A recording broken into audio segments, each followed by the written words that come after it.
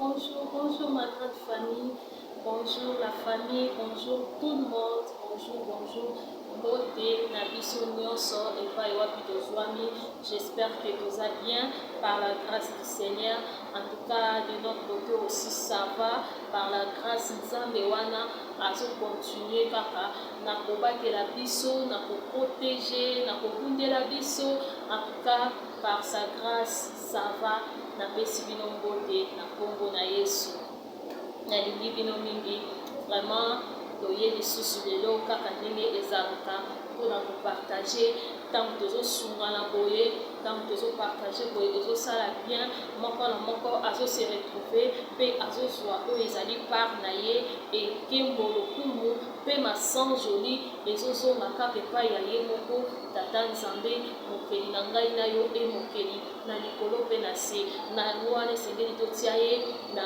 liboso ya masolo na biso avant tobanda masolo na biso mpe toyeba sujet na biso oyo toyeli lelo tobondeli mpona kosolola. Éternel Dieu, Yahweh topamboli yo topesi yo merci ozali nzambe malamu ozali nzambe na bomoi Yahweh pambolama kumisama netolama sanjolama tendre Père, nul n'est comme toi, nul ne peut faire comme toi. Merci na souffle de vie, merci na bomoi yande pour moi si papa maman oyo azwi libaku ya kolandanga Seigneur na bomoi na ye oyo bateli. Père éternel te recommandé moment na biso ya masolo na maboko na yo manda na biso début jusqu'à la fin. Seigneur tondisa intelligence mpe sagesse na yo kati na biso tikete oyo tolingi topartage ebotambuma kitoko mpe esala misala kati na bavi na biso oyo ya yo te tochasse yango mpe torendre nile sans effet présence nous ezala parmi nous dans les noms puissants de Jésus-Christ de Nazareth. Amen. Amen ma famille, j'espère que vous allez bien. En tout cas, dans nos signes à la biso maman, donc s'abonner massivement. Yo on a nous s'abonner na chaîne na biso te, Olanda biso, to pe kotala mbala na o ya liboso, Olanda biso na émission na biso à lelo, et kotala malamu vraiment quand au koti, au s'abonner, au liker vidéo. Pourquoi pas pour ça la paix partage na partager na bandeko mususu na baninga mususu oyo pe oyebi que bako bénéficier na mate ya oyo bako bénéficier na quelque chose pour saleli bango partage et kozala malamu mingi nzambe azwa beaucoup lelo toyekaka na mois de solo mokie si j'ai la puissance mokie to partager lelo vraiment nalingi to lobela les combats de la femme mariée. Cela veut dire bitumba ya mwasi ya libala. Toyebi bien na libala ezalaka mwasi te. Libala eza mwasi, eza mobali, eza na mwasi. Mais pourquoi toye kolobela kaka bitumba ya mwasi ya libala kasi bitumba ya libali te? Parce que mwasi aza beaucoup plus exposé. Mwasi aza beaucoup plus exposé et mwasi aza vraiment wana aza exposé na makambo ebele na se na moi oyo comme ya malamu ezala ya mabe donc tozoba mwasi aza beaucoup plus exposé pas seulement que aza exposé na makambo ya mabe mwasi aza exposé na makambo ya malamu mpe na makambo ya mabe soki tolobi tozwa kote ya malamu mwasi aza oyo aza être humain oyo nzambe akeli. Parce que Bible dit sa biso dans Genèse 5 qu'il créa l'homme à son image. Donc cela veut dire moi si comme mon père tout ça qui créé par Dieu na image ya Nzambe. Donc mutu oyo aza créé na image ya Nzambe. Oyo aza na se na moi oyo aza na mission moko oyo Nzambe apesa ye. Aza na mission moko oyo Nzambe apesi ye. Donc cela veut dire moi si aza na mission na se na moi oyo esengeli na ye a accomplir oyo ezali mission oyo Nzambe apesi ye pourquoi parce que aza être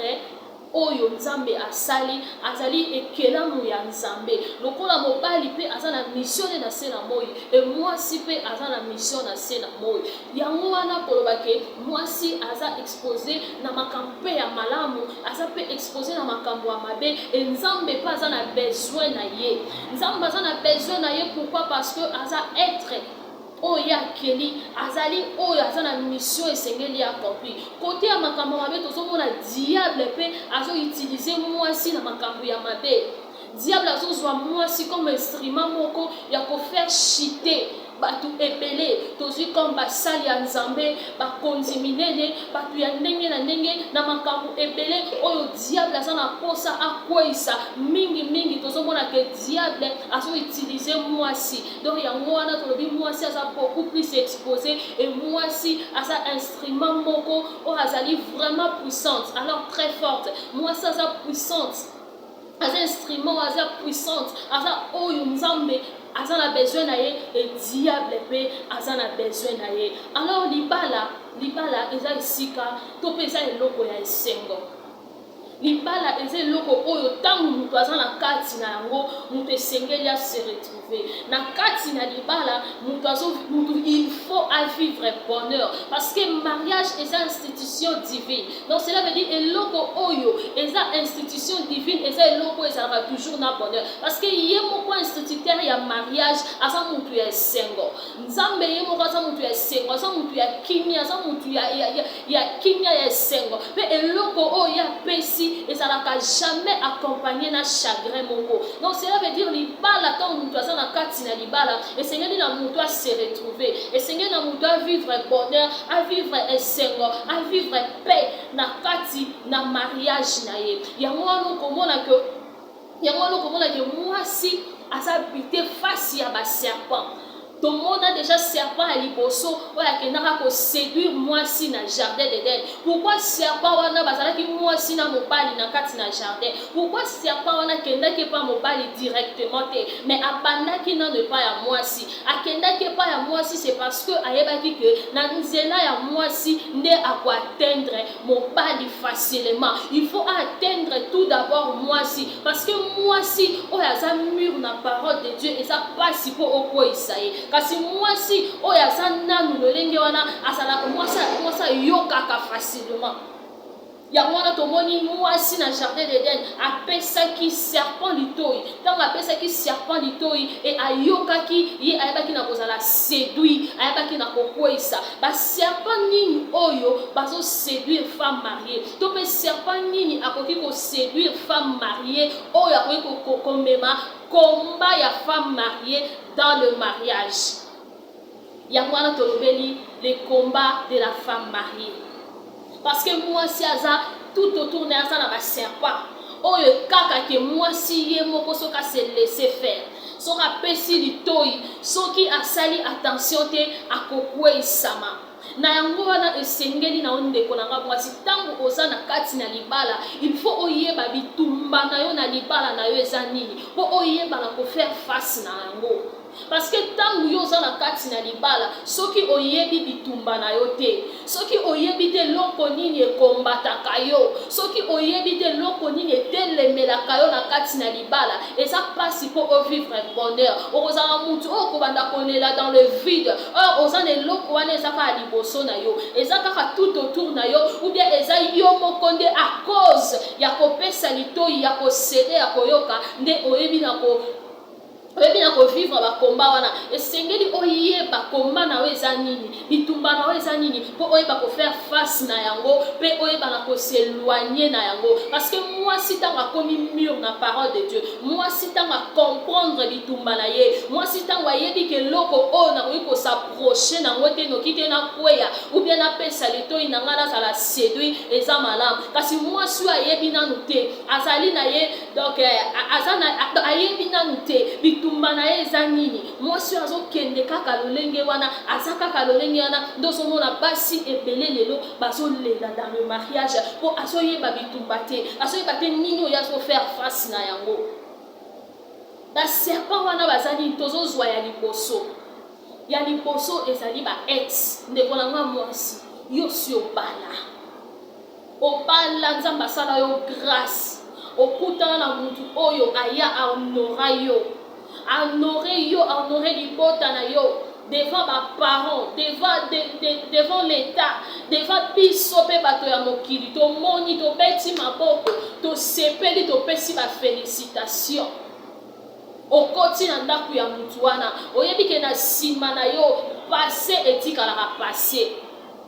biloko esi eleki etikalaka oyebi pourquoi nzambe atia matoi liboso boye atie nsima parce que toyokaka oyo ezoya faire biso toyokaka oyo eza liboso oyo toza na posa toyoka tandis que oyo esi eleka tandis que oyo esi toyoka oyo esi toyoka esi eleka toza lisusu na temps ya koyoka yango te yango wana omoni matoi etia boye mpona koyoka oyo esengeli ekota evanda mpe esala mosala mais oyo esi eleka ekei eza na bandeko basi ndeko mwasi ozalaki na ex na yo bovivre bamoment oyo bokokai kovivre mais ntango nzambe asali yo grâce ozwi mobali oyo abali yo otikali yo wana ozalaka toujours en contact na baex banimero ya batelefone ya baex osololaka na bango na bafacebook na bareseau sociaux nyonso osololaka na baex eza voir même na basi mosusu bakendaka même kosenga aide epai ya baex yo mwasi na kati na libala mama ozwa te moto akoyeba te kozwi te soki yo moko oki obeti lisolo te moto akoyeba te koza nango te soki yo moko oki koloba te mwasi ntango oza na kati na ndako ya libala fo koyeba kozala na discrétion fo koyeba kozala na sagesse fo koyeba kobomba oyo ezali intimité ya kati ya couple na yo ya libala na yo mais yo lokolo oyebi kozalaka na ex moko boye arulaka na bajipa bien na barange rover atangaka dollar pamba eloko pamba ovandi une fois ke eloko moko boye na kati ya ndako otali likolo otali na se obi nakendanga kosunganga mama mutu oyo naye bosi boyebana badignité baintimité bosi boyebana bokenda ntina suka mutu wana ayebi faiblesse na yo parce que serpent aza nani serpent aza mutu oyo ayebi faiblesse na yo pe ayebi lolenge nini ya koatteindre yo ti serpent kendaki kende kotante mwasi na jardin d'Eden parce que ayebaki faiblesse ya mwasi ayebaki faiblesse na ye ntango wana ayebaki alobi nabanda na nga na mwasi parce que soki nazwi mwasi nga deja soki na atteindre mwasi c'est que mobali na kozwa ye facilement kaka ye moko mwasi wana ndakokende kozwela nga mobali yango wana omoni esika tolobi ke diable pe aza na posa ya mwasi mpona koaccomplir bamission na ye mosusu parce que na nzela ya mwasi okopesa mwasi soki opesi ye mission oubien oza na posa makambo etambolama to mpe makambo ekweyisama eza kaka mwasi yango tolobi mwasi aza expose na makambo malamu mpe ya mabe mwasi okoti libala yo kendaka kosenga baaide epai ya baex na yo na moma oyo oza na faiblesse wana ntango yo okepa ya ex okeluka aide epai ya ex mutu oyo ayebi deja faiblesse na yo mutu oyo boyebana deja badignité boyebana deja nyonso eza facile mpo mutu wana atteindre yo eza facile yango wana ntango badifficulté ezokomela biso na kati na mabala mwasi ya mayele mwasi na kati na libala balobaka toujours mwasi na kati ya libala fo ozala une femme de prière parce que mwasi oyo aza mûr na parole de Dieu mwasi oyo aza une femme de prière peu importe situation ekoki kokomela ye peu importe eloko ekoki kokomela ye eza mpasi mpo asende eza mpasi mpo atika serpent aya koséduire ye na litoi eza mpasi mpo akende parce que ayebi nini eza komba na ye ayebi ke oyo eza komba na ngai oyo lokola eza komba seke nga il faut natelema tandis que mwasi oyo ayebi nanu komba na ye te mwasi oyo akomprendre nanu eloko te ndokomona mwasi wana akosede face ya serpent oyo ezali komba ezolanda femme mariée libala eza esliko esengo eza place ya esengo et eza plus combattu aussi il faut koyeba yango baex yo mwasi ya libala ozalaka aire nyonso kaka boye na baex na telefone kaka aire nyonso boye kaka na baex na telefone masolo nini bosololaka masolo nini bosololaka tanke yo si otrasa chemin na yo ye mpe asi atrasa chemin na ye eyo nzambe asali yo grâce okomi mwasi ya motu oyo atie yo cela veut dire concentre toi na kati ya mariage na kati na libala na yo mpo oyeba lolenge nini oyo koconstruire foyer na lolenge esengeli mpe oyeba lolenge nini okosalela role na yo en tant que aide mpo oyeba lolenge nini okoaccomplir mission na yo oyo nzambe apesi yo kati na mokili oyo ntango yo ozokende opesa litoi okei olobi naza kutu eza nkwa mpe na pasi mosusu tellement base rabesaka ke ngai esalaka nga pasi ozomona mwasi azosola na ex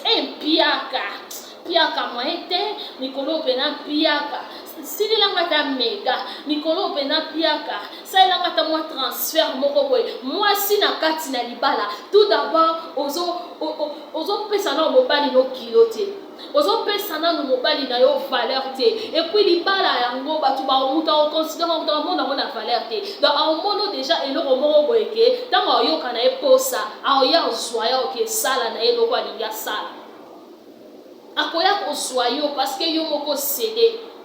Et deuxième serpent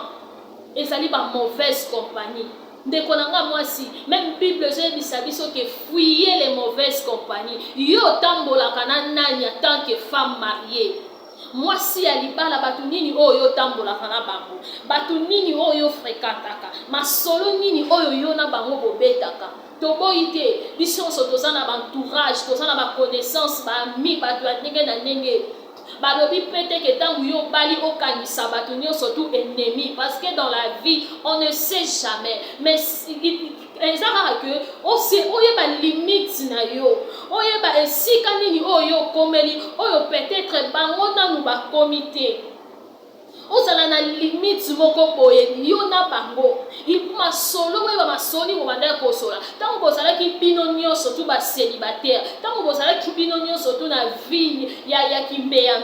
mutu na mutu bino nyonso banda kosala bavie mais ntango une fois ke nzambe asali yo grâce yo komi mwasi ya libala okobwaka mpe bango te okoboya mpe bango te mbote bonjour santé ça va eza bien mais il faut sikoyo ozala na limite oyeba lolenge eza na basi ya mabala mosusu balata na même bilamba na bacamarade na bango célibataire mutu azosala na ovi ya kochange mibali baesprit ya ndenge na ndenge